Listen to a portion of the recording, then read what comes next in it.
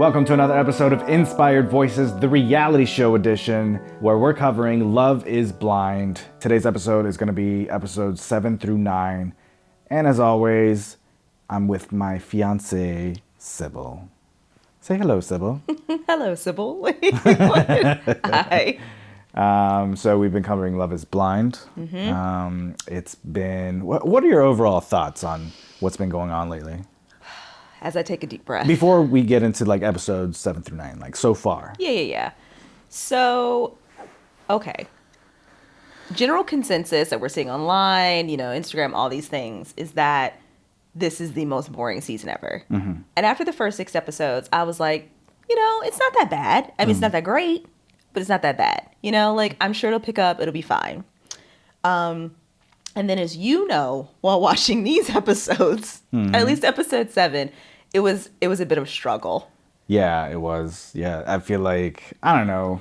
Maybe it's, I don't know. I just kept saying throughout the whole first episode of the episode 7 is, wow, everyone's just happy dandy. Nothing's really happening, I just still felt like we were borderline in the pods. Like usually once you get out, like especially at the getaways, you're like, oh, it's either this love triangle or somebody's already doing like weird, like super red flaggy things, or just like, oh, we know this isn't going to work. And there is some of that, but it just wasn't what it's previously been. Yeah. Do you think everyone was just kind of like masking?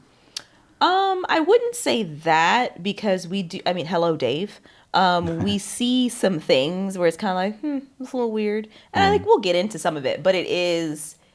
I do think people had a little more chemistry than I expected them to from the pods. And I was just like, okay, well, maybe they are fine. It just wasn't giving the same. I will say it's interesting that kind of after the first drop, listening to different people's takes on what happened in the pods, whether they're team this person or team that person. That has been very interesting. That surprised me. People who didn't even make it on the show. Who, to be fair, we spent so much time with. But people who didn't even make it on the show have garnered so much conversation and like really have like split camps about, how they approach things, whether or not they ended things and they should have or they shouldn't have, like whole deal. So I actually think it'll be more interesting once we get back to the people like the Madison, Mason, Alec, like that whole scenario who didn't even make it to the getaways. Yeah, when they all meet up and stuff like that. That's always like the most drama right there. Right. So I'm looking forward to getting back to that, because a lot of what these episodes giving, like some of it was downright just rough. And I just feel like they also don't have a levity that I feel like maybe some of the other seasons have. Like, I'm not really rooting for a bunch of couples at this point, where I'm just like, I think the closest one that I'm rooting for is Joey and Monica, honestly. My jury's out on that one. We're gonna see. Well, we'll see what happens. After this but bout. so far, it's Joey and Monica for me. Yeah. Well, we'll see. But let's get into the episodes and see. All right. So we're starting off with episode 7. Episode 7, entitled Bueller. Yeah. So we open up with Taylor and Daniel. They're still at the hotel. We're talking about Instagram gate. And Daniel's, sticking to, this is the first time seeing her was when the reveal happened. And Taylor says, I have the followers app, so I can see who followed me and unfollowed me. Yeah. So immediately, I think as an audience, we were like, this is about to go left. Because it always does, right? And then like Daniel kind of subtly was like, well, it's possible. At one point, I may have followed you and, then unfollowed you, but I don't think it's likely. I mean, at some point, like, if someone says for sure the way she was, like, going at it, it's like, well, shit. Like, they start second-guessing themselves, right? And I feel like that may have been what was going on. Yeah. Because he says, I wouldn't have cheated the system like that. Right. And something we have... I don't think ever seen in Love is Blind history. We saw a producer pop up on camera. And she was like, well, we're willing to give you your phone. Yeah. And right in front of Daniel. And they're hoping for this moment of like mic drop. Yeah. We have the moment that makes her season, right? So they give Taylor her phone because she was like, okay, bet. And I was like, proud of you. We're just going to nip this in the bud right now. Yeah. Because the other thing, had they tried to drag this out all season, would have driven me crazy. Right. So they give her a phone, but she doesn't have Wi-Fi. So she's like, can someone give me the password? And then no one answers. And they both are like, Bueller from the movie, which was cute. And I'm like, okay. And then it's a little they like... all giggle and stuff like that. Yeah. Right. So she gets the password, and then basically she's just scrolling and trying to find him. And they kind of stay on her for quite a while as she's scrolling, and nothing at all. Right. She confirms that he hadn't unfollowed her. And basically, she just apologizes. And he was very understanding. He comforted her. He never threw it in her face. And he never held it over her head. Right. Which was really nice, and I will say unexpected from my side. Because usually it's giving the, well, of course I would know, why didn't you trust me? And then that would have just been their storyline. But instead, he approached it like someone you would hope would approach it in a relationship. She made a mistake. She acknowledged it. He said, he forgives her. They move on. You think she thought about all that because of some trauma in the past? No, honestly, I think she just thought about it because he looked familiar. Gotcha. Well, I mean, he kind of is a little bit of a generic one guy, right? Right. So I think it was a fair thing for her to think about and address. Yeah. Instead of, sitting on it, she acknowledged it. They addressed it. Like, that's how you do it, honestly. Yeah. And I would rather her do it that way, even though, like, later on, like, you see throughout the episodes, Taylor carries guilt about this. And she's like, oh, I just don't know how I feel like I could have handled this better, blah, blah, blah. But then he reassures her, like, I don't know how else you could have handled it. Right. She wasn't calling him names or like all this. She was just like, this is what I'm feeling. And like you said, they look a lot alike. Yeah. Like everybody on this whole cast looks a lot alike. Right. So she addressed it. I think it was common sense. Like, I would have preferred her do that. Yeah, for sure. Absolutely. And then, he comforted her. And really, like you said, I was surprised that he, went the route he did. And I'm glad he did, It kind of shows some maturity, right? Going back to that maturity, what I was saying earlier is like, I just feel like everyone's a little bit more mature in this season and stuff like that. And maybe that's why there's not a lot of drama so far. I feel like Daniel's more mature. Yeah. Yeah, I do. I'll give him that. There's some others. Right. That I'm just like, no. Yeah. But then, like, we put this to bed. We get to the getaways. Which is in Honduras this year. Right. And like usually like we're going down to Mexico. Like I was surprised. I was like, oh, okay. You're going have we down. upped the budget? Which right, probably. they have. They have real music in this season. Things are going well. Yeah. We'll see after this season, but So we open with Virginia and Devin. We find out Devin has a full sleeve of tattoos. He's got a full sleeve in his leg. Yeah. And, they make a joke because, they both like R&B, but because he's younger, it's not the same R&B. No, he's older, right? No, he's younger. He's Virginia's younger? older. No. Really? Yes. Oh, shit. This whole time. This whole time. He just looks older. That's what it is. That's mean. And true. But yes, he does. Yeah. He even says that he's like, because she makes another joke about him looking young. And he was like, I don't really look young. And she was like, no, you really don't. So you're right. But still, I noticed Virginia does not make a lot of eye contact. Yeah. Like, she still does kind of. She does play with her hair a lot, right? A lot. Yeah. But and like, as, somebody who's studied body language as well, that could be a sign of like flirting or like, I like you kind of thing. Although when it comes to reading body language, there has to be something else attached to it. So not just playing with the hair can signify that. Right. So Devin fishes for some compliments. Yeah. And she gives them. Right. You're cute, blah, blah, blah. And then they start talking about finance, right? And like their life. So not quite. We're just at the getaways. Like this is the first intro. The getaways. Oh God, I'm skipping ahead. Never mind. No, but we're gonna get there. Believe me, that call Yeah. comes. But yeah, like the first episode is really kind of more easy breezy. We're not doing too much. Right. So but we do find out Virginia says she's attached to Devin and comfortable, which is I think different than how we perceived their reveal, for sure. Yeah, I can't remember what happened at the reveal. Lots of compliments. Oh yeah. She was like her head down a lot. Right. She kind of scurried off at the end. They didn't seem to have like a connection. Now that I think of it, Virginia did say that she was shy. So like maybe that's why. Yeah. Shy. Because they're getting along. They are. I'm still waiting to see what happens. But yeah. Sure. So then we move on to Lauren and David. Not too much here besides Lauren saying that she got waxed and was told that she couldn't have sex for 24 hours. And then Dave just was like, really? He seemed very surprised by that. Right. Which, you know, given his profession, he probably should have known, or feel like he should have known. Profession, likely his interactions with women in general. That's what it gives me. Right. But yeah, I was surprised that he was surprised. Yeah. We move on to Sarah and Ben. We find out that Ben used to be a bartender at a country club as he tries to open a bottle of champagne. And I'm like, I feel like that tracks. And Sarah wants the D. Okay. Yeah, she was giving vibes of like, I want you. And like, she wanted to make out with him. And like, you could tell. It was like, mutual. Yeah, it was mutual. But like, I could just kind of, you can see it when people want to get it in, you know what I'm saying? Yeah. And I have that in my notes. Kind of, it's clear that these people are very interested in each other. They pose in the mirror the same way they did in the reveal. Like, you can tell they're going to be the couple that's very much into posting everything all over Instagram if they make it. Yeah. And Sarah is already saying she loves him so much during their first night. And then, yes, it does look like they're going to get it in. Yeah. Which they did. You did. Well, yeah, we find that out later. Yeah. So Taylor and Daniel, they're basically just unpacking. We both see that we both see their Christmas stockings, decorations they have brought with them.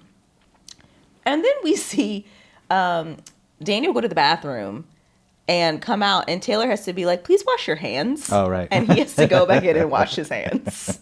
Like, it was very real, but also like, what am I watching? Yeah. Like, we're watching this couple unpack and not wash their hands. Hasn't he been single for a while now? That I don't remember. Okay.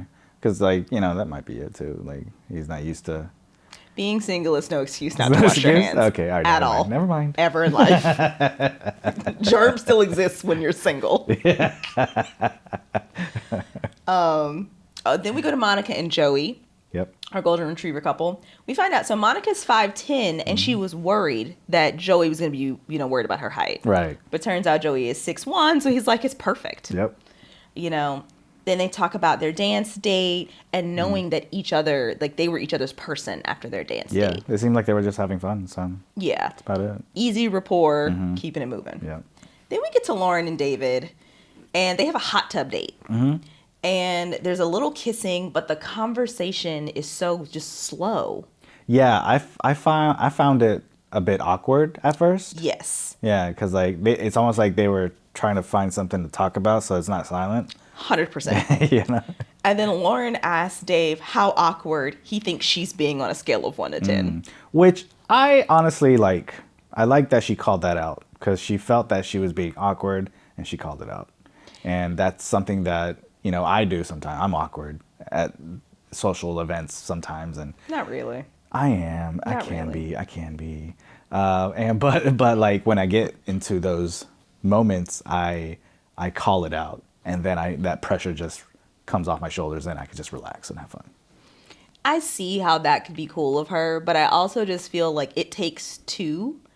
And I don't necessarily know if Dave was bringing much to the table for them to engage about either. Yeah. It was just weird, but I think we see, like, as the episodes continue, we start to see, like, more of what's underneath the surface of the awkwardness. Like, right now, we don't understand what's going on as the audience. But as things progress, we start to understand, like, there's a lot more drama that we don't even know about. Right. So then we move on to Taylor and Daniel, who are they have another hot tub date. It looks like it's back at their hotel. And it's, not too much there. But they're kind of talking about how it's funny to hear the voice with the person. Like, kind of that conversation we hear. Yeah, there's a lot of that throughout every the couples. season. Right. It's like, oh, I'm matching your face to your voice. Which I feel like it has to be weird. But yeah. I mean, yeah, you talk for 10 days and then all of a sudden this is going to be your person forever. And like, meanwhile, you've never seen them. Yeah. So, It's almost like, I don't know if I should compare it to this, but like body dysmorphia. Like that disconnection, like someone who used to be big, now they're skinny all of a sudden. And they kind of like see this body that's skinny, but they feel like they're still big, I think think in a way, Yeah. with the exception of like all they have is the voice. So maybe they've made up the image in their mind Right. about what the person's supposed to be Right, like. Or right. maybe like sometimes a person's voice doesn't fit their body. Mm-hmm. And that is like, okay, let's take Joey. What kind of person do you think she was imagining with Joey's voice? Right. Like that's a hard one, you know? Yeah. But yeah, so then we move on to Sarah and Ben. Really nothing here. They just talk about opening the door so they get a breeze. And then we find out that Ben has brought a box fan with him. Yeah. That's about it. And then knocks some water over. Yeah. That's it. Move back to Monica and Joey. So Monica has a white noise machine because she is a light sleeper. And she's like, if I hear any noise while there's silence, I will wake up. That's why I have this little machine. Same. And that's basically their conversation. But I appreciate her thoughtfulness in bringing the white noise machine. You know, that conversation, it gave me Step Brother vibes, like the movie Step Brothers. Like, How did we so? just become best friends? And I was like, Oh. you know, it's like they were giving me that vibe throughout that conversation. I just, all right, I'm gonna Yeah. noodle on that one. Okay, But it's just them having fun, so. true. So Virginia and Devin, we see them. They're just laying in bed. I didn't even write anything down for that. I just like, nothing really See, happened. the only reason I wrote it down is because her hair wasn't wrapped yet, or like she was just lying there, and I was like, she's gonna have to take care of Oh, that. I'm gotcha. wondering if she's not comfortable enough to like be in a bonnet or handle that yet. So we'll see, Yeah. and we'll talk about more of that later. But we get back to Lauren and David. So when my notes when I first saw this part, I was like, oh, it looks like the morning after sex, or maybe they just had sex or something. Really? That's how I took it. And then I was like, they probably just had sex because they have nothing to talk about. You know, like. I still found it awkward. Like they were Very. And they were like really close to each other, and you could tell like Lauren was kind of like stepping back a little bit, you know, because he was so like in her face and stuff like that. Because they were cuddling, you know. Yeah, I so it's thought normal. it was morning after sex. I was wrong, and we find out later in a very weird exchange. Yeah. Like, But the comfort level didn't seem there yet. yes. And during that, like, while they were talking, the little bit they were, David says he's never put the emotional and physical together. Red flag. Yeah. With her or in general, right? In general, he's what, 32, 33 years old? And he's 33. He's never put the physical and emotional together. Yeah, that is a red flag. Like, what What you doing? have you been doing? Yeah, keeping you it know? casual all these years. And then you go on a show where like you were in a expedited process. Yeah. Like you have to put it all together Right. very quickly. And it sounds like he hasn't even done like the foundational work Right. yet. You know, with him saying that gives me he only does casual dating, Yeah. which It's not kind of this. upsets me because of later down the road. Exactly. Right. There's a lot of things. Yeah. So we go into the next day. We're just saying hello to all the couples. We find out that Daniel and Taylor thumb wrestled until 1 a.m. Yeah. AKA sex? No, literally thumb wrestled. Oh, literally. Oh, okay. I was curious if that was like a code or something like that. See, that's cute. You wish it was. It wasn't though. See, stepbrother vibes. It's a different couple, but oh, theme. Right. Yeah. So then we get to Devin and Virginia. They're getting massages, and then they go for a walk. They have matching purple swimsuits. I don't think they even did that on purpose. No. Which they address actually later. They're like, oh, all our swimsuits look the same. Yeah. I'm like, all right. Devin describes their relationship as easy because they talked about so much. He can tell her anything, and he feels like she'll always be there for him. Mm-hmm. And then they exchange I love yous. And we also find out his last name is Buckets, which I thought was so appropriate considering all of the basketball references we have seen. Yeah, and the commercial. What commercial? I missed the bucket. You put your balls in my mouth. Remember that? That's from the 90s. If you don't know, look it up. That is not. That's why a toy. I didn't think about. Oh, I'm glad you're prefacing that now. It's a toy after Yeah. you sang it. I hadn't thought about that part, but okay. All right, we get to David and Lauren. They talk about him snoring. Turns out, okay, Lauren's fine with it. They're like having lunch on the beach, and then we find out that Lauren also says it takes a lot for her to get there both physically and emotionally with someone. Right. And we find out, of course, with Dave, it's the same. Mm-hmm. And then David says, engaged or not, this experiment is so good for me. And Lauren was like, but you are engaged. So it was Remember? It's just a little like, it's like breadcrumbs of red flags like that are just slowly coming out, giving and giving. And it's like, oh, because like he's like, well, regardless, this is great for me. Like I think like he looks at it as like, this is him doing the work. Yeah, the healing and putting the physical and emotional together. Right. Okay. And then I'm gonna find my person. Right. Just Lauren doesn't know it. Right. There's a dunk tank, and Dave gets in the dunk tank, and Lauren dunks him. Right. We move on to Sarah and Ben. So they have the yacht date, and immediately I thought, like, who decides which couple gets what date?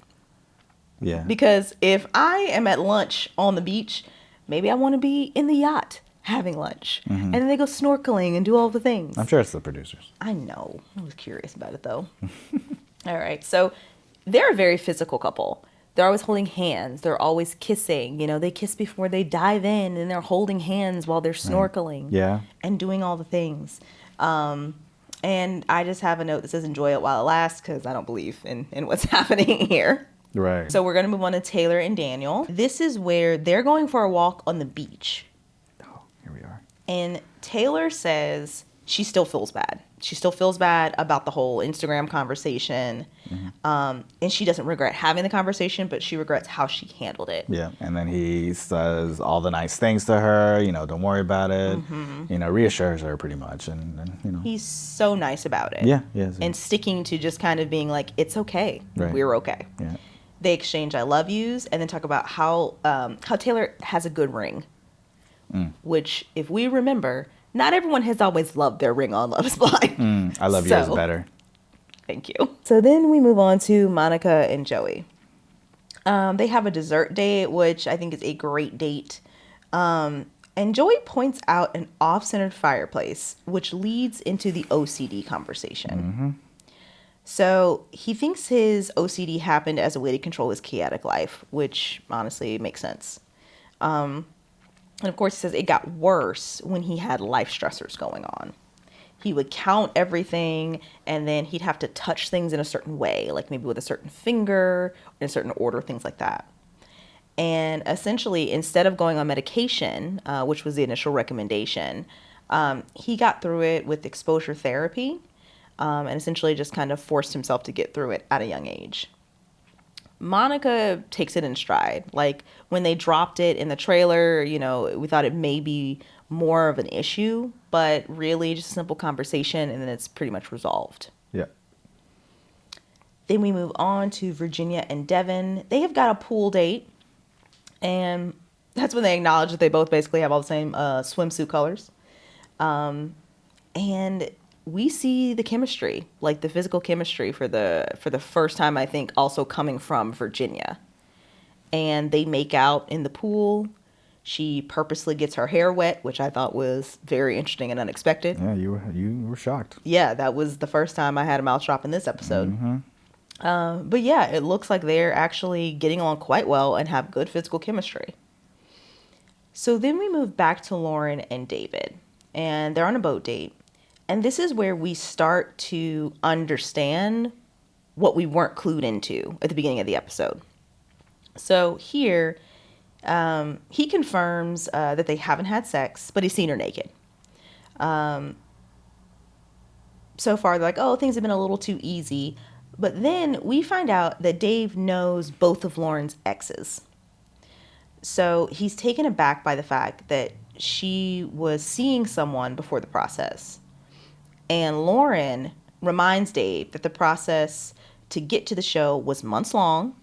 And if it had progressed, like with that person, then she would have gone, like she wouldn't have been on the show. She would have been with that person. Yeah, that makes sense. And Dave points out that he hasn't had a girlfriend in like 4 years. And he thought everyone was going to be, similar to that. Then he brings up Molly again. And that the fact that she had gotten out of a serious thing like 6 months before coming on the show. And Lauren was like, wait a minute. I thought she'd never been in a relationship, like a serious relationship. And Dave was like, oh, no, that's right. It was just an on and off thing. But it had ended 6 months before she came on the show. And basically, David is doubting that Lauren is ready for marriage. And Dave asks Lauren if she's nervous about talking to Molly. And then Lauren just throws it back at Dave and was like, well, are you nervous? And he says, it's probably going to happen. And he's been thinking about it.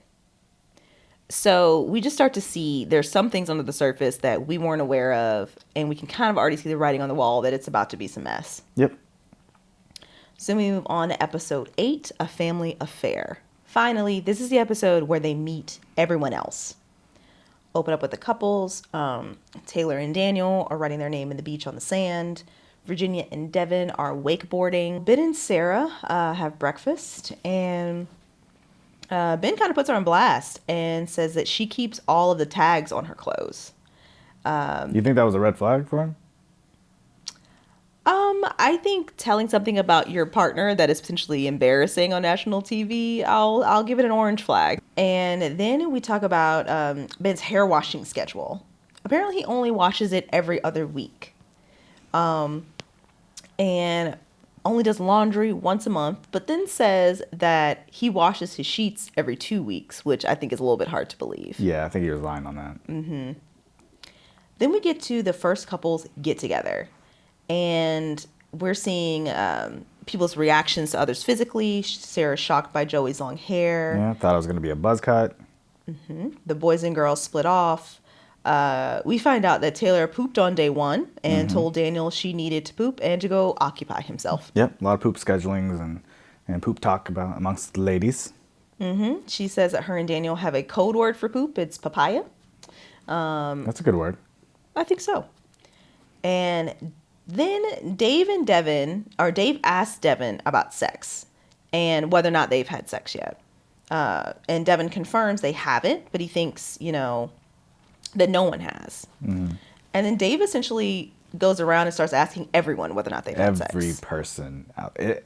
Mostly the women, right? I think he starts with the women and then he just kind of goes around. But I was just surprised, usually that's like a talk amongst the men or something like that, in past seasons. But he made it a point to ask even the women. Yeah, usually the groups separate and talk about it, right. But not for Dave. Mm-mm. So Dave says he and Lauren have been close but haven't done it. And then Dave goes to talk to Virginia. Same question. She confirmed, no, you haven't. Then he talks to Monica. And Monica says that she and Joey have, quote unquote, hung out. Meaning, I'm pretty sure, yes, they've gone ahead and had sex. Yeah. And then Monica asks Dave what it is about Lauren that made her the one.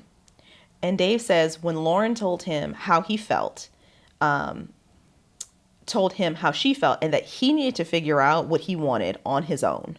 So essentially, Lauren making Dave make a decision on his own is what was the deciding factor for him. So basically challenging him to think independently. Mm-hmm. Yeah. So then Dave and Taylor talk, and Taylor confirms that she and Daniel have only kissed. She's taking it slow because she hasn't always taken it slow in the past. Mm-hmm. And then Dave also tells Taylor that Lauren moves a lot at night and pees a lot. Right. I felt like that could have been left out, but yeah, he mentions that she pees a lot more than once in the episode. It was a little odd. Mm-hmm. So then Daniel and Sarah meet, and Sarah brings up the Instagram thing again, and asking Daniel, how do you feel about it, blah blah blah. And Daniel kind of walks Sarah through how him and Taylor got through it, and it's still very nice. He's not saying anything negative. Right. The boys chat. Ben confirms that he and Sarah have had sex. And Lauren and Virginia talk, where Virginia says that she wants to be up underneath Devin, which I don't think anybody saw coming from, the first drop of episodes. Mm-hmm. Inside. One thing that seemed a little different to me about this group meetup is that no one seemed like they were like real friends. Usually when the couples get together, there's at least a couple who are like, oh, we got really close in the pods, like a couple girls or a couple guys. They seem like they're going to be friends outside of this. Mm-hmm. This group seemed a little surfacey, like still just like, hey, we're on a show together. Yeah. We can have these conversations, but, you know, we're not actually going to be friends outside of this. So I thought that was a little interesting. I didn't catch that, you know.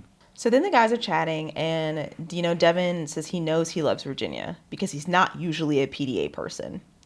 And then they start playing Casey and JoJo's All My Life. And that's when I was like, they have really upped the budget for this. We are getting real music all the way throughout. Right. So Taylor and Daniel are talking kind of after the meetup, and Taylor has deemed herself the president of the Overthinkers Club. And Daniel is the president of the Grounded Club. Right. She has deemed him that. Right. The girls have, it seems like. Once again, because Taylor is feeling bad about the whole Instagram thing. Then we move over to Lauren and Dave, and Lauren asks if Dave has ever ghosted someone. And he says yes, but not recently. And then we find out that part of, that the first person that Dave wants to call once it's all over is, of course, his sister. Yep. And he wants to call her without Lauren. Yeah. So that makes sense to me. Yeah. Right. I mean, I feel like his poor sister is getting just this reputation of she's such a hard ass. And it's like, I hope we meet her and she's nice. Right. And it's not that deep. Yeah, for real. We see Monica and Joey, and they have now moved into the apartments. And Monica thinks the apartment is a little minimal for her taste. She likes things. Yeah. I mean, it was pretty minimal.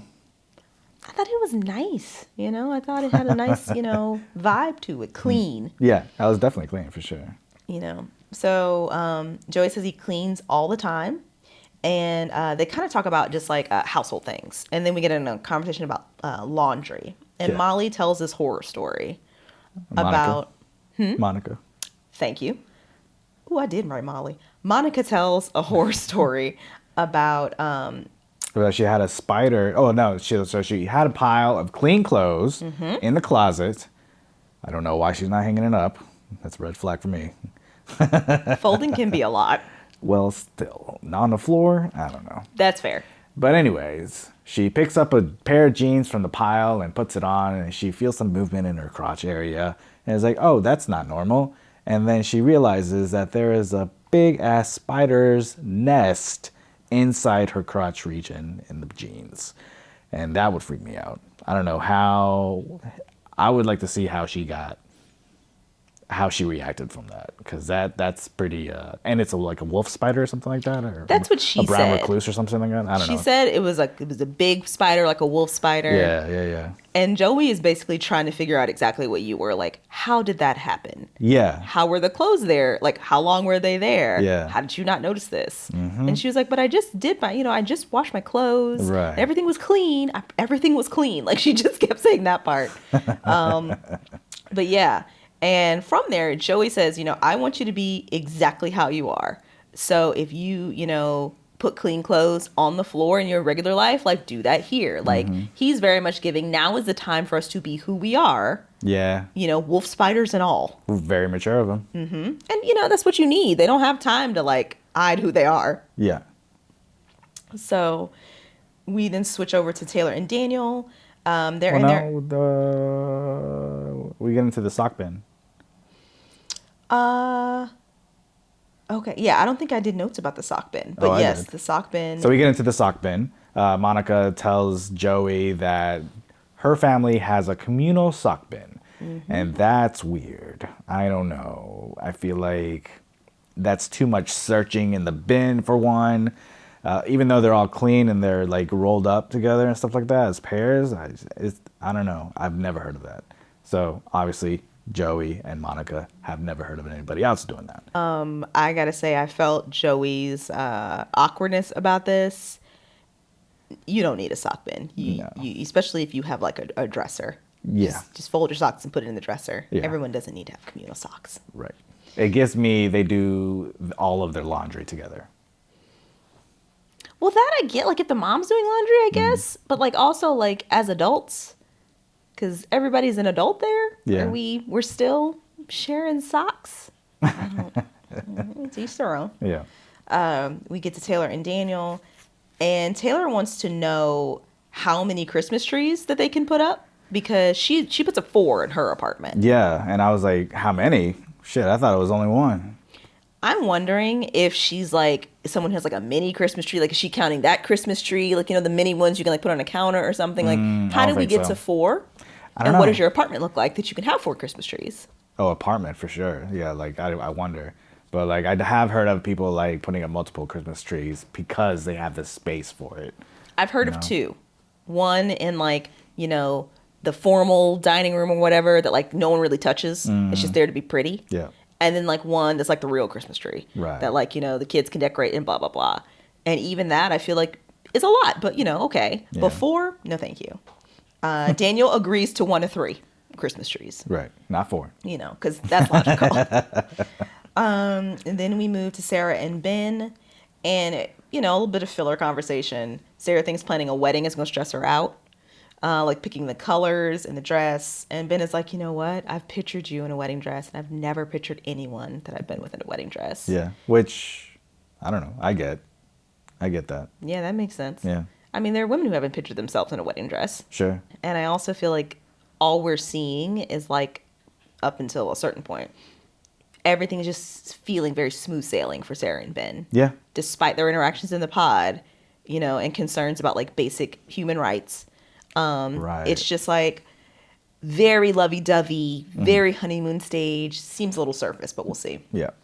We get to Lauren and David, and David is talking about, he told his close friends and family about the engagement.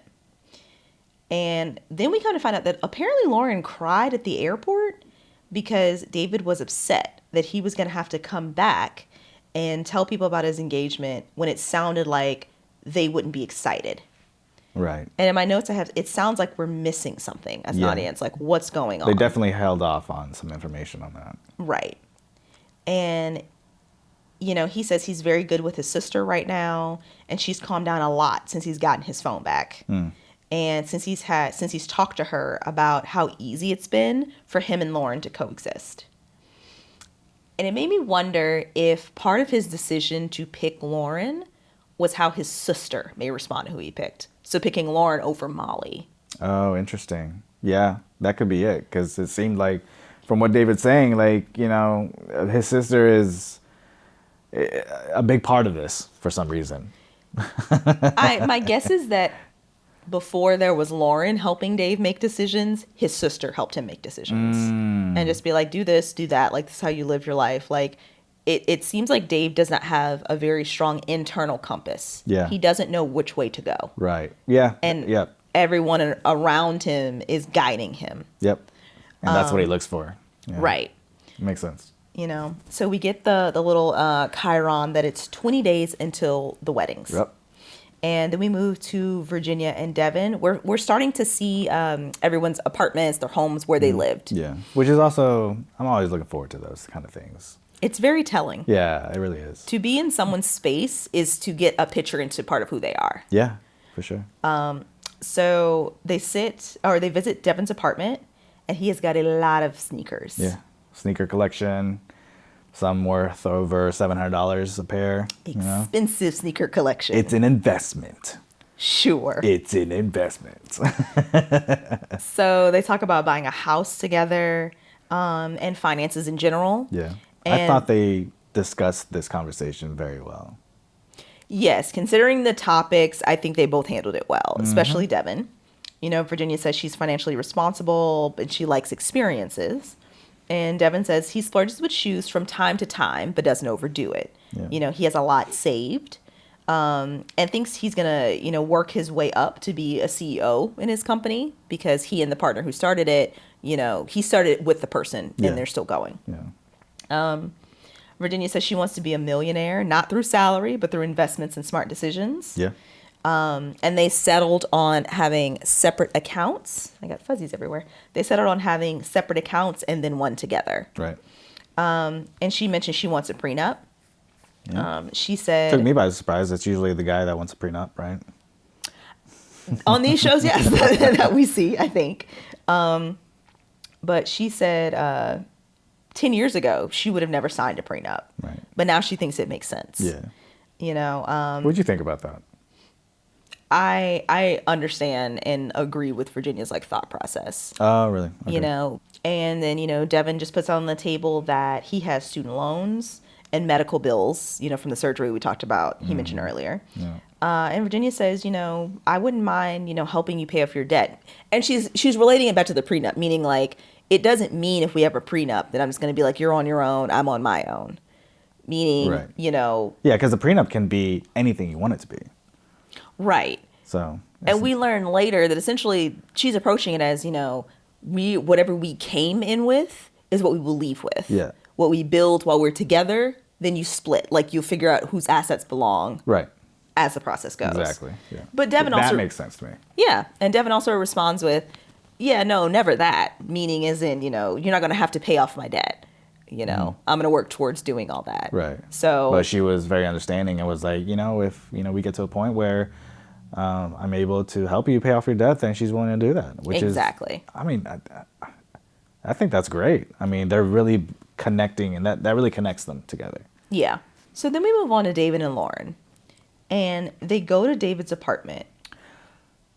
That's right. Mm-hmm. David's the minimalist, right? He's not a minimalist when you have nothing in your cupboards. That's not a minimalist. That's just not having anything? That's you just haven't done anything. Okay. I was confusing that apartment with Joey's apartment. I think that's what happened there. And I don't even think we saw Joey's apartment. No, we didn't. Did we? No, I don't think we did. We did.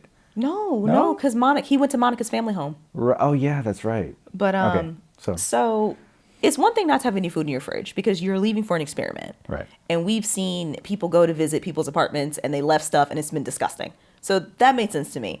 But when she opened his cupboards and there was no plate nor cup to be found. He's a minimalist. And she goes, "You've been here for a year?" And he was like, "Yeah." And I was just like, "With who? Right. What have you been?" Is it takeout all the time? And you're just throwing everything away? Like, what's going on there? Even like the entertainment center in the living room, it was like a cabinet situation where there's drawers, but there's no drawer. You call drawers. that. You were like, "Why are there no drawers?" Yeah, it's like empty. It looks like he just found it in a dumpster. And then like we go into his bedroom and I guess they were talking about his bed. He's like, "Yeah, my sister told me to get white sheets." Because she was like, everyone has white sheets. And I was like, why is your sister telling you what sheets to get? Right. It's the relationship and his decision-making skills are so concerning at this point. Yeah, it really is. So, I wonder if he was like spoiled when he was growing up or something like that, and like people just did things for him, like his parents or mom or something like that. He mentioned that his mom, because his mom has passed away, and he mentioned that his mom he would have done anything she told him to do, and with her being gone, it's changed his life a lot. And I wonder if the sister has stepped into that role because I'm assuming she's older with the way their relationship dynamic works, right? And that he's maybe just not used to making decisions for himself because he hasn't had to. Someone is always being like, well, just do this or that or this. Yep. And he says, he talks about his sister's mentality about him going on this show. Yeah. And says that her concern... Again, right? Always. Always. Always. Yeah. It's multiple times throughout the episode. So his sister's mentality is that the show can twist what they say. And Lauren actually says, well, my brother actually had the same concern.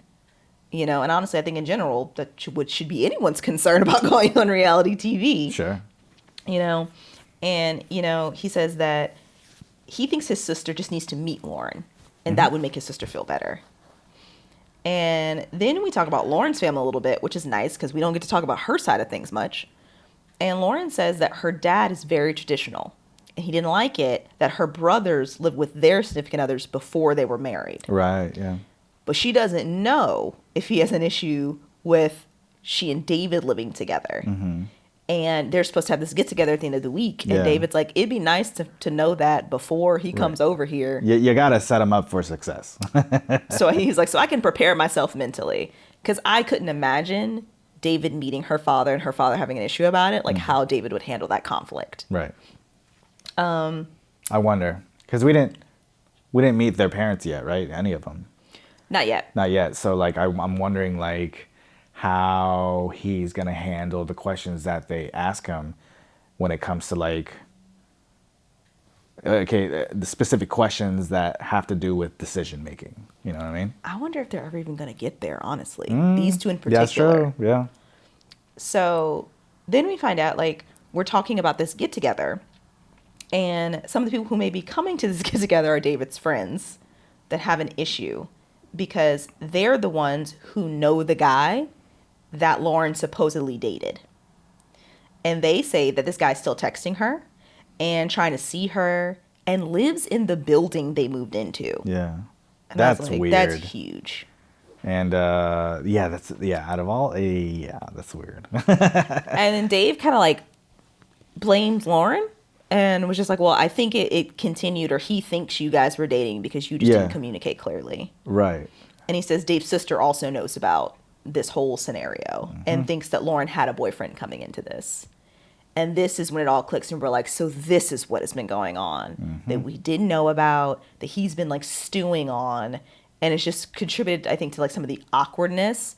It's like, what else are you supposed to talk about when this is going on underneath the surface? Yeah. And it seems like it's just at the front of his head, just like dangling there constantly. Yeah. It just kind of snowballs, and we kind of see that as the episodes continue. Right. Then we get to Monica and Joey, and this is the first time we're meeting family. Yeah. And we're doing this because Monica she's living at home right now. Right. Because she was in between jobs. Right. I think I said that I was surprised that we were moving into family, like meeting family and stuff like that, because we're looking at apartments, but that makes sense. Yeah. So they meet Monica's family, and honestly, it didn't take very long. Like, they go into the living room, they sit down, and then Monica's mom brings up the fam jam. Yeah. Which is they turn on music and they get all these different instruments. Oh, no, they just have instruments and they start jamming out. All these percussion type of instruments with like a flute too and stuff like that. I think you're right. Yeah. I think the music that they played over it is what I was focusing on. Right. Yeah, because they were not like, they were just kind of like, it's like kindergarten class, have different kind of instruments together. Nothing was really happening as far as coordination or anything. Yes, nothing was happening as far as coordination. Yeah. And like the camera, it's like a little slow-mo like pan around. Yeah. And to me, it was like, I want more camera time. Like, that's what the fam jam kind of read to me as. And it was just, the boyfriend of her sister was like, oh, I really need that flute or something. It was a little awkward. Yeah. And we do find out that apparently Monica had chatted online with her sister's boyfriend before they had become boyfriend and girlfriend. Right. Like, it sounds like Monica kind of actually introduced the guy to her sister and was like, oh, you'll like my sister so much better than me. Right. And you could kind of see the sister's face, and she was like, they did not date beforehand. Like, it was already like, all right, defensive dating. Now it's on like, camera. It's okay. Right. So Joey asked to see the sock bin. And in my notes, I just have, this is insane. Like, it's just a big laundry basket of socks. Yeah. And weird. They kept I feel like zoning in or getting a close up of like one particular pair of socks. It didn't look great. And then Monica's sister, they go outside to talk. Yeah. And almost immediately, Monica's sister is coming for Joey. Right. Does not like him. Right. And it's kind of ironic, of all the guys on this cast, that's the guy who this is just like, absolutely not. Exactly. She says, Joey is not Monica's type. Right. Monica's type is a 6'5" Italian model. And her sister thinks that Monica can land a 6'5" Italian model. Apparently. Or someone like that. She says that Joey's personality isn't even Monica's type. Which is very weird for her to say, because seeing them interact, it's like they're twins. Exactly. Right. And I'm like, what was Monica like before? Like, what do you know that we don't? Right. And it gives me, all the other guys Monica was dating was just the wrong type for her, but she was just going after. That's actually a good point. Yeah. Maybe that was the issue. Yeah. But Monica says, no, like, we've always been on the same level about everything. Right. You know, he doesn't just say he knows what the Sound of Music is. He sings all the songs. Like, you know, so she's trying to give the examples of like, no, like it's good, and reassure her sister. Betty Downer. It does not work at all. Yeah. Sister is still super skeptical. Betty Downer. And then the sister says, well, you know, I didn't expect you to get married first because I'm 5 years older than you. And I just didn't think you'd be the one getting married first. Yeah. And I was just like, oh, you're jealous. Yeah. Okay. Yeah. And like hiding it very poorly. Because that's just an odd thing to say. Pretty much. And, you know, the sister kind of like rounds it out. And we end the episode with her saying that she thinks Joey's a really good actor and he just knows what people want to hear. Right. I don't like her. I don't like her at all.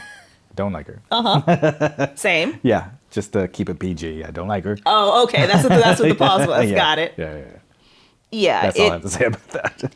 I understand family being hesitant about this process and about the people. Sure. And at least, but from what we at least were allowed to see, that just seemed to come out of nowhere. Yeah. Where it really was more about the sister than about what she was seeing. There are other couples who I would 100% be like, yeah, nailed it, called it, this is weird. Right. This, at least from what we saw, this wasn't one of them. No, it was not. And Joey calls it later in episode 9. Which we'll get into right now. It's called The X-Files. Yes, it is. At this point, we're 18 days until the weddings. Yep. And we open with Sarah and Ben. I literally have no notes, so we're going to move to Taylor and Daniel. I didn't even put their name down. Exactly. So we are meeting Daniel's family. This is the episode where we meet families, we meet friends. Mm-hmm. This is kind of the meat. We're convincing people. We're begging. We're like, this is the episode where we really get into kind of the nitty gritty with a lot of these couples. Right. Finally. So we find out this is the first time that Daniel's brought a girl home. Right. And Taylor walks in and she looks like she could be part of the family already. You know, like she just kind of fits. Yeah. And the family start talking about the experiment. Yeah. And it seems like the mom was about to cry the whole time. Yeah. Like it was, they were very accepting because keeping in mind, you know, Daniel has a sister who's blind. And I think that's the part that really got to them because the sister was like, I can't see people. Like that's how my life is. That's how I have to interact. Yeah. And that's how I have to find love. Right. So their perspective of it just is completely different from other people's. I think they were even more open-minded about it because of it. Yeah. And then I also think they know their son, you know, and that he is not, you know, we don't know Daniel. Mm-hmm. Obviously they do. Right. You know, and seeing how he is with Taylor, I think it kind of reaffirmed it for them. And it's clear, like, the family appreciated the concept, you know, I think in large part because of his sister's blindness. It helped open them up to it. Sure. And at this point, I have in my notes that, you know, for several episodes, I thought Daniel was full of it. Mm-hmm. And now really? You thought that? Well, you think he was just being too nice? I thought the Instagram thing was definitely, like, real, and that definitely turned my opinion to be like, ooh, like, gotcha. Probably not great. And now I'm just like, apologies, Daniel. I feel like you were so nice. Oh, so you pulled the Taylor. I pulled a Taylor. Yeah, I did. There you go. I'm sorry about how I handled this. I am the president of the Overthinkers Club. Don't tell me. Tell him. Thank you. Look at the camera. I feel like a lot of people felt that way. But I think he's a nice guy who comes from a nice family who has met a nice girl who comes from a nice family who, you know, I think they may now be the golden couple, in my opinion. Ooh, yeah, that's true. Yeah, I feel like it's shifted. Right. Because if you notice, we don't see them much. Like in the other episodes. That means they're good. Basically. Pretty much. We see you when there are problems. So then Taylor admits that it is taking her family a little bit longer to warm up to this. Yeah, and I like that she like kind of warned him about it, you know, about her mom being not so open to it and stuff like that. So, you know, got to prepare for it. Right, because she lets his family know that Daniel hasn't met her family yet, and that's why. Right. But Daniel's parents say they approve without reservation. Right. So they have a really sweet meeting. Did we go to Lauren and David and things get less sweet? It's a downhill from here. This segment broke my heart a little bit. This was just sad. So Lauren brings David to the cycling studio where she works part-time. Yeah. And he's struggling. Yep. He's like, I'm too big for the bicycle and like go up and down. I really I'm looking get at it. Lauren and she's doing a great job. It's like, I hope so. She teaches there part-time. Right. That'd be terrible if she was like huffing and puffing as a teacher. But she brought him there to meet her friends. Yeah. Delaney and Melissa. Who I was here for Delaney and Melissa because they reminded me of my friends. They did a great job. Yes, they held her down. Yeah. So they get through the struggle bus of the cycling thing. And then Dave brings up the whole Lauren might have been seeing a guy before she went into the pods. Yeah. Which is also just Do you think he should have brought that up or left it out? I feel like there should have been more. I feel like, and maybe there was, we didn't see it, but like, it just feels like this is all they talk about. Yeah. All he talks about. I got No, thank you. But yeah. and I feel bad because I just feel like Lauren, she can't escape it. And she's trying to like be like, I don't know what else to tell you. Right. And she's just crying all the time. Yeah. And he's just like, I get that, but like if that man says, okay, but one more time, I will scream. But negates everything you said beforehand. Thank you. So he brings that up. And then Dave says it's been a lot since his friends believe it. And he doesn't know what's real and true. And that's the part. He keeps just being like, but I can't actually trust what you're saying is true. I can't actually trust what your friends are saying is true. Like, he don't trust nobody except his friends, even though they're like, but they don't even know him like that. Like, it's just a whole mess. Right. So. Trust issues. Big time. So Lauren's friends reiterate that they never even met this guy. And if they never met him, that is because they weren't really dating. Right. Yeah. You know? If they were dating, they would have met him. Exactly. Yeah. So then one of her friends, the blonde one, I can't remember who's who, tells David, this guy, I used to know him. I knew him and his fiance. And he DM'd me recently, even though the last time they had spoken hadn't been since 2019. Yeah, that's right. Yeah. And asked her if they should blow up the wedding. Right. First of all, that if anything should give Dave pause to be like, oh, okay. Like, these are things she can show him. Like, it's facts. What wedding was he talking about? To blow up Dave and Lauren's wedding. Oh. Because he knew she was on the show. That. Right. Which is why the friend is trying to be like, you don't understand. He's trying to be on TV. He's working a plan. Yeah. You know? Damn, that's fucked up. Right. Like, her friend is trying to be like, stop. Like, you know? So then David still has doubts, despite her friends trying to clear it up. Lauren is crying. Yeah. And then I caught a moment where Dave said, I think he was just like, yeah, but I don't know what's true. And then one of the girls, the one who was trying to be like, nah, he DM'd me in 2019 or blah, blah, blah, looked like I caught a look where she was just like, what are we doing? Right.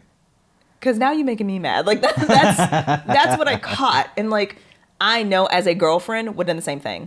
And my girlfriends would have too. Yeah. Of like, she's telling you, we're telling you, you don't believe us. Like, what we say, it apparently just can't be factual at all, but what your friend's saying has to be. Right. It's just like, how do you win that? You and can't. his argument probably would have been, oh, well, I know my friends longer than you. Right. Like, he just feels like whatever his friends say are facts. And like, at one point they're like, but it can't be facts though, because it's not true. Right. Right. You know? So the friends leave and Lauren's still crying and she's just like, I don't know how to reassure you any more than I already have. Right. Which at this point I think is fair. I'm just like, you poor girl, what are you supposed to do? And he's just like, well, I just got to work through it. I'm like, what the? Yeah. You've been doing that real well. How you doing that? Like, really? Like, help me help you. What are we doing? Right, yeah. So then she says she thinks she needs to talk to the people who are the biggest voices in his head. Right. Meaning his friends. She's a really good communicator. She is trying so hard. Right. And I think he agreed to that. But then I was just like, he's just looking for an excuse to bail. Like, that's what it feels like. Subconsciously. Yeah. Right now. And I think subtly it's gonna get to that point where it's like, okay, I just like admit it. Right. So then we move on to Virginia and Devin, and they meet Devin's family. So they start talking about kids because Virginia's a little older. And the sister brings it up. And she's like, look, I was open to freezing my eggs previously, and I would do whatever to get children one day. Right.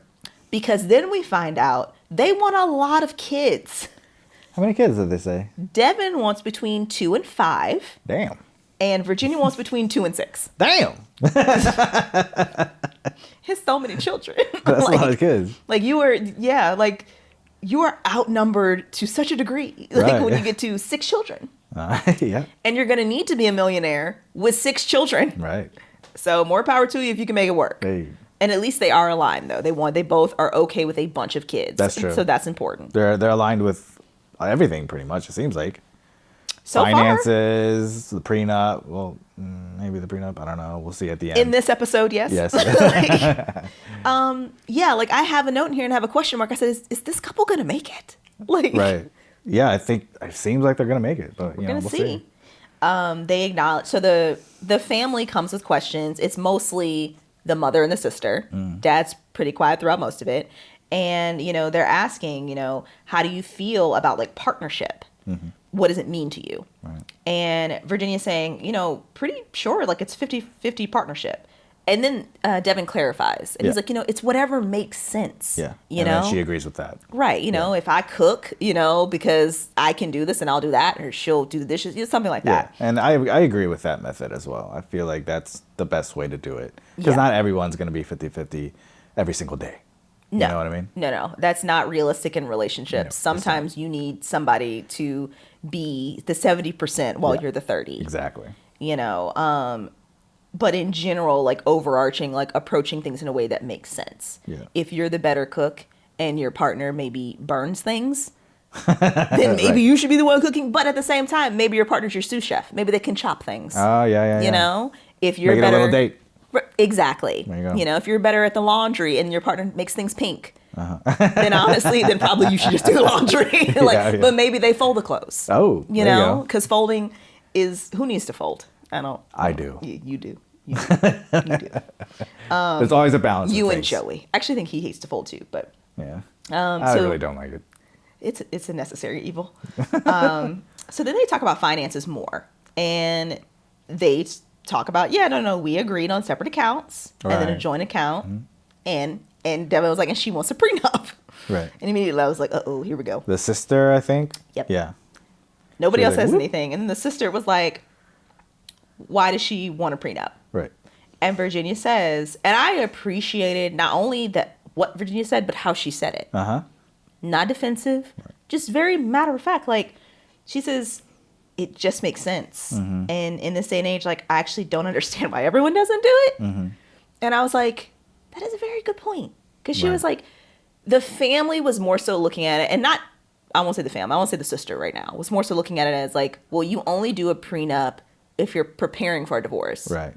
Whereas Virginia's like, not the case. No, like it's actually just like, okay, well, we'll have it. We may never need it. It's like insurance. Exactly. What you mad about paying for until you need it. Right. And even then, medical insurance, you still may not get it when you need Nope. it. That's a whole other conversation. I can't go down that road. Right. We're talking about Love is Blind. Right. But yeah, I really do love the way she communicated that. It's really nice. And they... Because a lot of people, everyone thinks a prenup is just, so, you don't get my money. But no, it's whatever you make it. Right. It's whatever you want it to be. And they even ask, like, well, how do you feel about, like, when the parents are older, and, like, not putting them in a nursing home? And she's like, oh, no, I've visited nursing homes. They're scary. Yeah. You can come with us. Like, right. She was very, what's the word I'm looking for?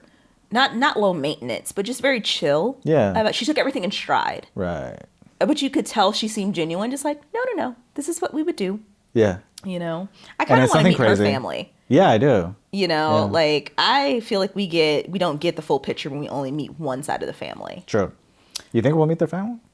Usually, after the family episodes, we like, don't meet the family unless they come to, like, a wedding dress fitting. Didn't she say that her family's, like, far away, or they might be something like that? I can't remember. I can't remember either. Yeah, okay. Well, she knows because she grew up there because she went to high school there. But her family may not be there still. I don't know.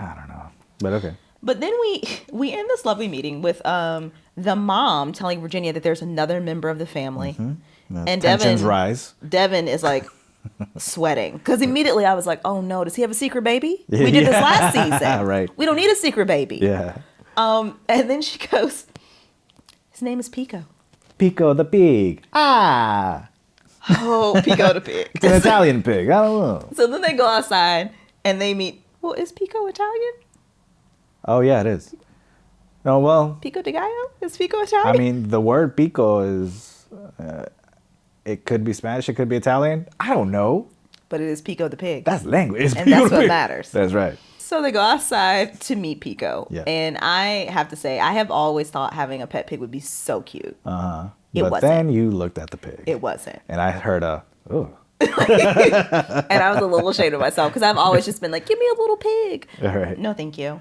So I don't know if Virginia's like playing with the pig at this point, but somehow she's somewhere else. Yeah. And Devin is talking with his parents and his sister. Uh-huh. And outside. Right. And his parents seem to like her. Yeah. But the sister then brings up the prenup again. Right. And that's what she seems worried about. Sure. But Devin, to his credit, seems very secure about it and kind of like tries to shut that down, being like, that's not what this is about. We are not preparing for a divorce, but it is just like, we would know who came in with what. You leave what you came with, and then we split what we built together. Yeah. Simple. Yeah. Then we get the Chiron 16 days until the weddings. Ba-da-bum-bum-bum. Sarah and Ben. We meet Ben's friends. All of Ben's friends. How do you think, do you like Ben's friends? I mean, I feel like I got good vibes from them. I feel like Ben's friends, which is odd to say that way. Ben's friends were fine. Uh-huh. But I left that that segment wondering, like, did he choose these friends to, like... Specifically be there for her? And just, like, reaffirm or, like, all of her concerns? Yeah. And just be like, oh, no, or reassure her. And just be like, no. Because it just seemed like they were checking every box that Sarah had concern about. But yeah, so like they meet Ben's friends. Yeah. And it's like 5 of them, I think 4 or 5. Like it's a nice little group. It's not a small group. And Sarah then brings up like talking about someone who was accepting of equality because of her sister. Yeah. And that's when his friend drops, well, I have a girlfriend, so it's all good. Yeah. And I was like... Gay dropping. Okay, all right. And then the other friend just starts telling a story about how when she was drunk and Ben was being her DD, and then they end up having this 45-minute conversation about how he prefers faith, the term faith and not religion, Right. and all this, that, and the other. And I was just like, this. It just seemed very well packaged. Yeah. May have been true. And I'm still just biased. Like, the way Ben handled things in the pods, and I have to educate myself about all this, he can kick rocks, as far as I'm concerned. Okay. So there's that. Damn. Yeah. Doesn't sit right for me. Okay. Something in the milk is not clean. Ooh. So. Got dirty milk. All right. So. But then, like, we just kind of put a pin in it. Yeah. That's Sarah and Ben. Yep. Then we move back to Monica and Joey, and they're in the apartment, and Joey's folding clothes. Uh-huh. Monica's sitting on the couch. She throws the basket on the floor with all the clothes. I don't think she threw a basket on the floor with the clothes. Or she turned the basket over and poured the clothes on the floor. I don't feel like the that clean happened. clothes. They did happen. She had one episode with a wolf spider, and you were never going to let it go. No, I'm serious. She did. But then she put it back in the basket because Joey was like, what are you doing? All right, moving on. So Monica opens up with talking about asking Joey, how do you feel about the family meeting? Yeah. And Joey called it immedately. And he was like, I don't think your sister likes me. Right. Which, to be honest, I didn't think Joey would have that kind of insight. Because he's so nice. But he called it. And Joey goes, did I give her a reason not to like me? Right. Monica was like, no. She confirms he did nothing wrong. And that she's just been tough on everyone. And her sister, she thinks her sister is worried if whoever Monica is with, if they're good enough for her. Right. And Joey was like, well, I would be worried if one of my sisters was saying that, because I would listen to my sisters. Like, is this something I need to be concerned about? And Monica was like, well, I think you guys need to talk, But, and Joey was like, y'all need to talk too. Which is like, thank you. Yeah. But then Joey also was like, I'm wondering if there's any jealousy. Called it. And I was like, I was honestly very proud of Joey. Yeah. Because he struck me as the type who wouldn't say it how it is. But turns out he would. Joey has. And Joey, because when they were at her parents' house and they were like, I can't remember how it came up, but Joey was like, yeah, I've been to therapy and I've like done some internal work. And I was like, yes, you have, Joey. I see it and I appreciate it. Yeah. But yeah, so. Yeah, he says like, he wonders if there's some unresolved issues that she has. And the way he talks about it, he is calm, he is respectful, he's not dismissive, right? But he is factual. Yes. And this is an example about delivery and how delivery matters. Right. Because he is talking about this girl's sister. Now, he is telling no lies, but he is talking about this girl's sister. Right. But it also is to Monica's credit that Monica, I think, is aware enough to also just be like, yeah, okay, we probably need to talk. Right. She isn't shutting down. She's not saying, have you lost your mind? What are you talking about? My sister could never be jealous. Exactly. It's two insightful adults talking about something that needs to be resolved. Right. Good communication. Very much so. And then we get to 15 days till the wedding. And we get to Taylor and Daniel. Yep. And this is where we meet Taylor's family. And we find out that they're also about to meet Daniel's parents. Never happened on the show before. Never. And I think it should. I think this should be a staple. I think when the parents are available and when they both in the same place, the family should meet. Because in real life, before you get married, typically your parents meet because they're going to be, as long as they're in the same place. That's right. So I actually thought this was something that should be just standard every season. Yeah, let's meet. Yeah, that whole family meet, even when the other parents were there, the whole time it was convincing the mom that that they're good, It was giving me that vibe. Yeah, we see early that it's definitely Taylor's mom who's more resistant to this. Yeah. And she tells, Daniel, like, this is a big deal. Like, the mom felt some type of way because she felt excluded from the engagement. Right. And poor Daniel, he's trying to, like, reassure her. Yeah. Like, just listen to our story. I hope it brings you some peace. It doesn't help that she's never watched the show before, so she has no idea how it is. Right. So. And then, Taylor's parents get there, or Daniel's parents get there. We find out that Taylor's parents have been together for 50 years. Daniel's parents have been together for 34 years. Right. So from both sides, they're coming at this. It's like, this is a lifelong commitment. The mom was flat out like, we don't do divorce in this family. Yeah. And then Daniel's parents co-signed on that. And then both Daniel and Taylor were like, no, we've had that discussion. That's not, nobody's trying to get divorced. And I think that's where a lot of the mom's concern is coming from. For sure, absolutely. And Daniel's parents, so sweet. And I really do think how they approached it helped ease the mom, Taylor's mom. And Daniel's dad gets emotional at one point. And he says, I'm an intense guy. But Daniel is not like me. He's very even keel and calm. Yeah.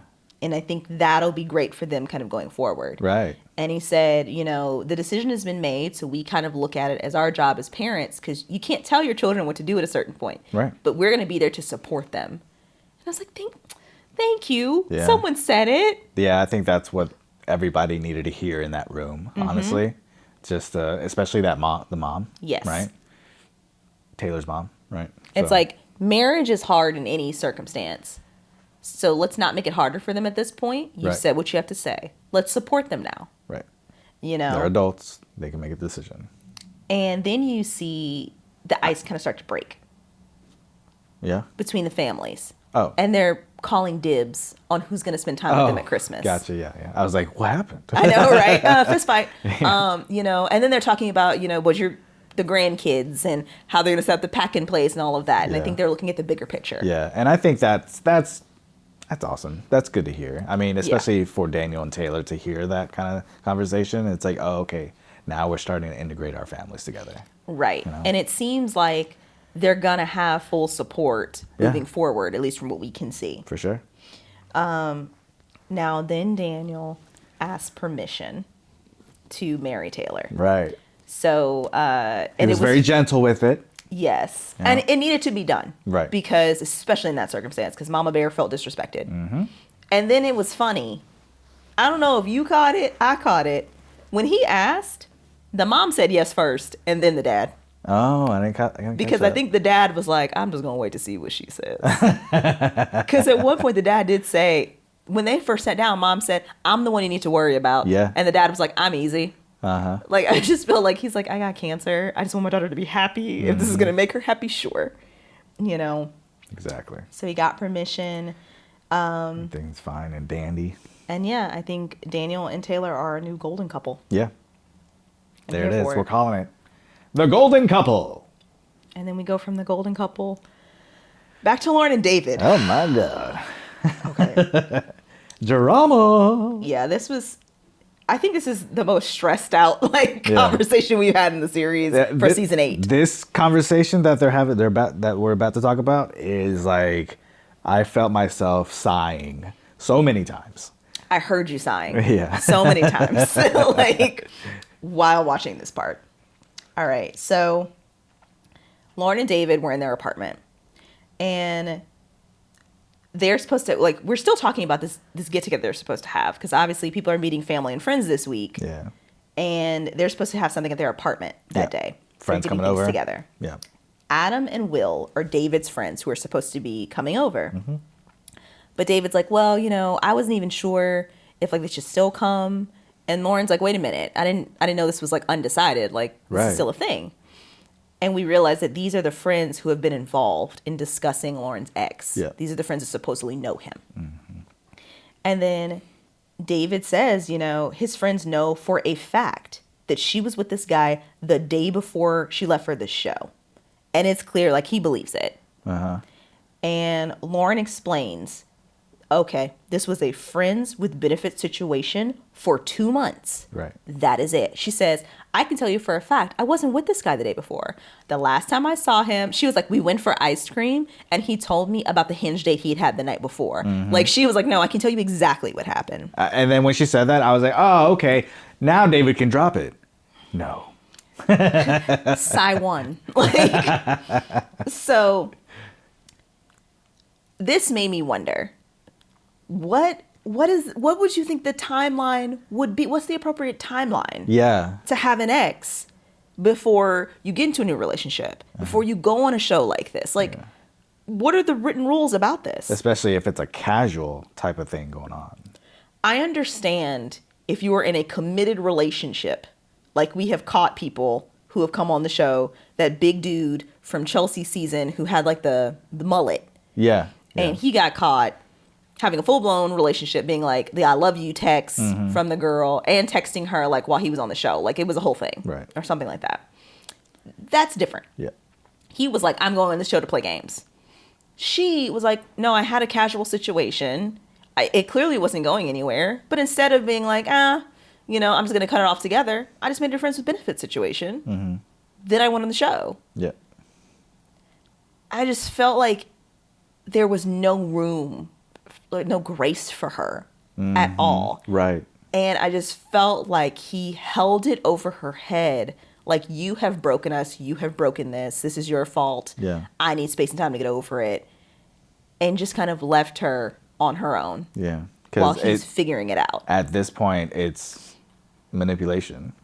And he's humiliating. I feel like she's being humiliated. Right. Over and over. And she is begging to be a part of a conversation that he's not allowing her into. Right. And they're talking about her. All the time. And this relationship, she straight up was like, I feel like I lost you this week. Yeah. He wasn't there. He wasn't staying at the house, at their apartment all week. Which we find out. Which is crazy. When you're getting married in 15 days. Yeah. Or theoretically are. So, and then David threw it in her face, and he's been like, well, we were in bed together for a week and barely hooked up. And it's just which also, then I'm like, shouldn't that be more reassuring to you? Uh-huh. That she wasn't just trying to get it in immediately and y'all being this sex haze and then go get married. Right. If anything, I feel like I'd be more reassured that she wasn't trying to lead with that. But she's crying. He doesn't comfort her. Nope. He's standing on the other side of the island, just looking checked out. He keeps saying, I'm just working on it. I'm just working on it. I'm like, oh my God, dude. Like, what steps are you actually doing to work on it? Because it doesn't seem like you're taking any steps, but talking to your friends and them reassuring you that she hooked up before and like they was in a relationship and all this stuff. Exactly. Like, can I get a bullet point of the steps you're taking? Because I see none. So, and I have in my notes that, like, I hate that she's even still here with him. Yeah. Just fighting. Yeah. To just be like, pick me, choose me, love me. Right. At this point, she needs to choose step yourself. away. Yeah. You know, because that doesn't get better. That gets bigger. Uh-huh. And then he says, you don't deserve to be treated like that from people you don't know. But he's doing it to her. She only deserves to be treated like that from him. Like, yeah. Only I can do that. So Lauren tells David, finally, that he needs to decide if he's going to lean in or not. Yeah. But then she's still going hard for him, though, and like leaves the ball in his court. Mm-hmm. And she's like, I would prefer you stay here tonight, you know, than go your own way. And David's like, I don't want to stay. And then Lauren's like, well, you can go meet up with your friends. Yeah. And I was just like, girl. Wow. There's no way that you can build something on this type of foundation. Right. It is beyond shaky. Absolutely. This man has told you to your face, I don't know what's real and true. Yeah. I don't trust you. 100%. Yeah. And he said in front of your friends. Like, there's no way that your friends are going to look at him left or sideways. Yeah. I wrote down, his friends suck assholes. So, chupe chupe. I just think if you're man enough to say it behind, you know, closed doors to your friend or whatever, like, let's all have this conversation, which Lauren is begging for. Right. And nobody's doing it. So we leave this scenario, and then we go to Sarah and Ben. Yes. As usual, it's just smooth sailing. Everything's great. Yeah. Until. I know. It's giving honeymoon stage. And then all of a sudden, Sarah's looking at her phone and she gasps. Oh, what? Huh? And I'll be honest, I thought it was about Lauren and David.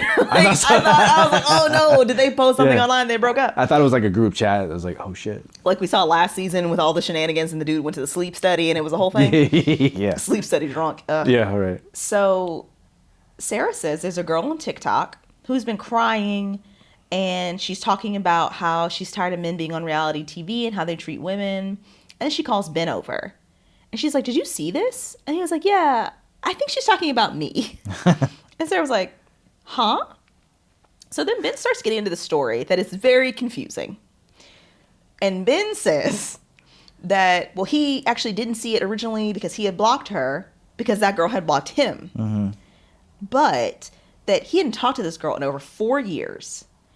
And he thinks that she's posting it just to be manipulative. Right. He used phrases like, she's overreacting. They met on Tinder, but never hooked up.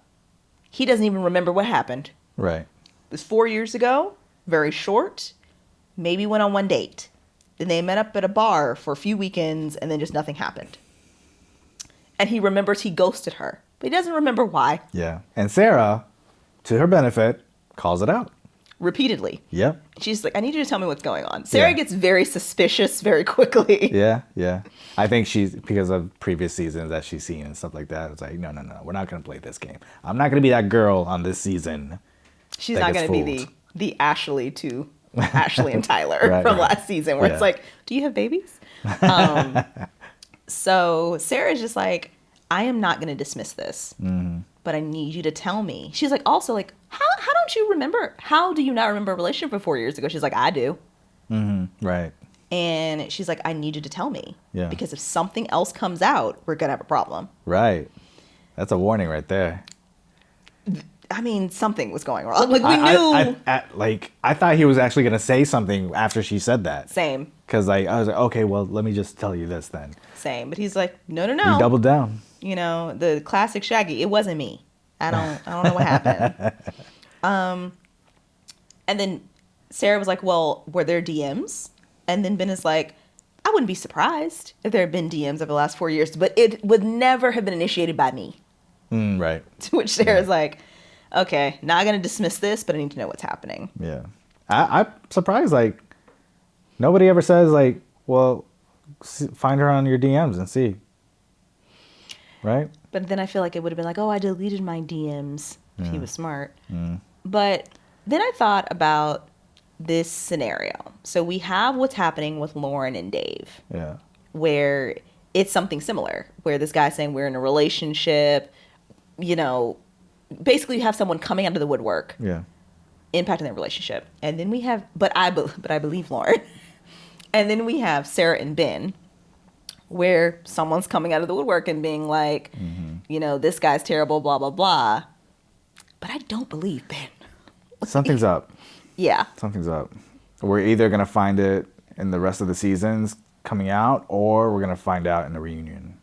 And I feel like something about this show in particular that wasn't happening before, but now we see in these later seasons is people coming with these receipts. Yeah. You know, when the show initially started, we didn't have people coming into the woodworks and be like, oh, you came in with a boyfriend, so on and so forth. But now in these later seasons, it's something that's a bit par for the course of like what's coming out. Yeah. What did the producers not find? Right. So then we have the coming up scenes. There we go. And we see that at first Monica and Joey look super happy as usual. And then we get this little soundbite that says, from Monica, that says, he's more in it. She's more in it than him. Surprised. I'm wondering if it's tying back to whatever's happening with the family. I think so. Like, can you get really invested with someone when the family's like, we don't like him? Or specifically, sister doesn't like him? Right. And like sister and immediate family member, right? So we see Devin and Virginia. They look happy. We actually see a shot of them at the wedding, so we know they at least make it there. Right. Then we see Daniel and Taylor. Of course, they look happy. Right. We see Taylor in a wedding dress, so we know they at least make it there. I think we meet Dave's sister. I'm not sure. It's an older woman that Lauren and Dave are talking to. So maybe it's Lauren's mom, or maybe it's Dave's sister. Don't know. Okay. And then we see Lauren's friends. We don't see her, but it's one of the friends. It's the blonde one. Who we see them, and she says, wait, maybe we can just date. Maybe you guys can just date. And I think that's her friend's way of trying to be like, girl, what are you doing? Yeah. You're not happy, and this isn't okay. Right. And then we see, finally, we're going to have a pod meetup. And we're getting our Madison and our Meg and Mason and Alex and the whole deal. And I'm sure that's going to be... I wouldn't be surprised if at the pod meetup, that's all we focus on. Yeah, and we think we hear Madison say, Mason, oh yeah, total slut. Liar? I don't think you... I don't know. Really? Total slut, yeah. Mason's total slut, yeah. Well, okay. He is. Okay, got it. Understood. And then, let's see. We see Dave... Oh, then we hear the soundbite of Dave saying that the guy is still texting Lauren, like that week. And then we see that Lauren is trying to text Dave, and at least from the soundbite, they make it sound like it's their wedding day. Oh, right. And he's not responding. Oh, right. Like her it's supposed to be text my went to wedding green. day. Yeah. And it looks like his phone is off. And then we also see Dave meet up with Molly, and I think much like Dave does with Lauren, where he talks about Molly, then he's going to talk about Lauren with Molly. Right. And you hear Molly be like, well, didn't you ever flirt? Like, I just feel like everybody's trying to be like, it's not what you're making it out to be. It's not deep. Even the ex, like, and nobody's getting through. So I do think, even though it's been a journey getting through these first like 2 drops. Yeah. I think it'll get more interesting with these last couple drops to be like, let's get to the nitty gritty. Yeah. And I'm wondering how many couples are even going to make it to the altar. Exactly. So we'll see. We will see. That is the end of Love is Blind, episodes 7 through 9. We've learned a lot about trust issues. Yes. Communication issues. We've also learned some positive things about how to communicate properly, being understanding of one another, and being open-minded about people's families and family members and stuff like that. We've got some jealousy in there and all these different type of things. Looking forward to the next drop next week, where we're going to get into 3 more episodes, 10 through 12. I think so. We're just going to see who makes it to the end of the show, who's getting married, who's not, and the drama that occurs in between. So, my name is Riera. Hi. This is my fiance, Sybil. And this is Inspired Voices, the reality show edition. Until next time.